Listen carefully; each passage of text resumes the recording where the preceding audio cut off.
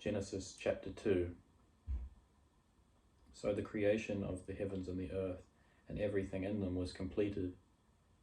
On the seventh day God had finished his work of creation, so he rested from all his work. And God blessed the seventh day and declared it holy, because it was the day when he rested from all his work of creation. This is the account of the creation of the heavens and the earth.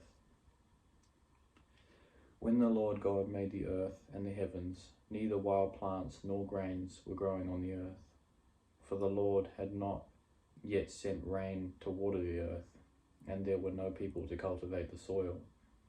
Instead, springs came up from the ground and watered all the land. Then the Lord God formed the man from dust of the ground. He breathed the breath of life into the man's nostrils, and the man became a living person. Then the Lord God planted a garden in Eden in the east, and there he placed the man he had made. The Lord God made all sorts of trees grow up from the ground, trees that were beautiful and that produced delicious fruit. In the middle of the garden he placed the tree of life and the tree of knowledge of good and evil. A river flowed from the land of Eden, watering the garden and then dividing into 4 branches. The first branch, called the Pishon, flowed around the entire land of Havilah, where gold is found. The gold of that land is exceptionally pure. Aromatic resin and onyx stone are also found there. The second branch, called the Gihon, flowed around the entire land of the Cush. The third branch, called the Tigris, flowed east of the land of Ashur.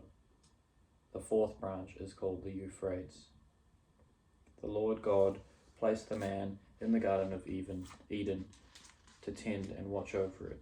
But the Lord God warned him, "You may freely eat the fruit of every tree in the garden, except the tree of knowledge and good and evil. If you eat its fruit, you are sure to die." Then the Lord God said, "It is not good for the man to be alone. I will make a helper who is just right for him." So the Lord God formed from the ground all the wild animals and all the birds in the sky. He brought them to the man to see what he could call them. And the man chose a name for each one. He gave names to all the livestock, all the birds of the sky, and all the animals. But still there was no helper just right for him. So the Lord God caused the man to fall into a deep sleep. While the man slept, the Lord God took out one of the man's ribs and closed up the opening. Then the Lord God made a woman from the rib, and he brought her to the man. At last the man exclaimed, "This one is from my bone, and flesh is from my flesh. She will be called woman, because she was taken from man." This explains why a man leaves his father and mother and is joined to his wife, and the two are united into one. Now the man and his wife were both naked, but they felt no shame.